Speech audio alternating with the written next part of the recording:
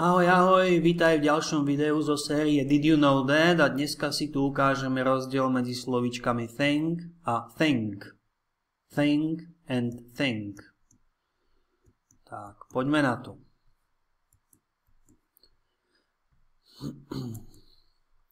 Think vo význame vec. So thing is an object that isn't named. Je to nejaká vec, ktorá nie je pomenovaná. It's a thing. What is the name of the thing on the table? I don't eat sweet things.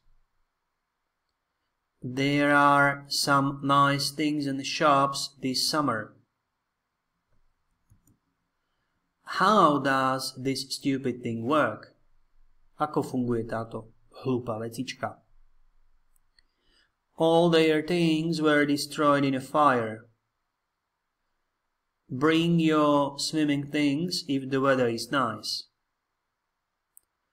I need to get a few things in the shop. Potrebujem si kúpiť zo pár vecí v obchode. Vidíme sloveso kúpiť, v tomto prípade veľmi hovorová vec, dáme tam get. I need to buy few things in the shop. I need to get. Angličania veľmi často nahrádzajú buy práve tým get, lebo je to krátke slovíčko. Naozaj, get má veľmi veľa synoním.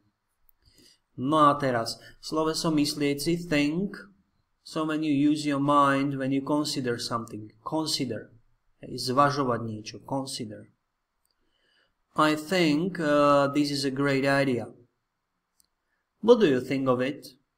What is your opinion? Čo si o tom myslíš? Aký je tvoj názor? Tu si všimnite. What do you think of it?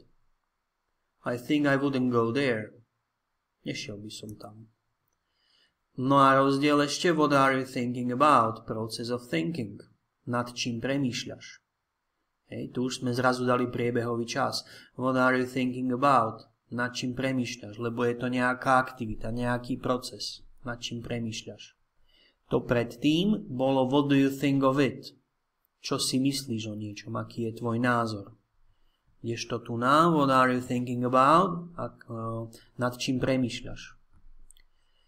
So I'm thinking about moving out of the city. It's very crowded here. Premýšľam nad vysťahovaním sa z mesta. Je tu to veľmi preplnené. Okay. Takže toľko u týchto dvoch podobných slovíčok think and think. And thank you very much for watching. See you in the next video. Bye bye.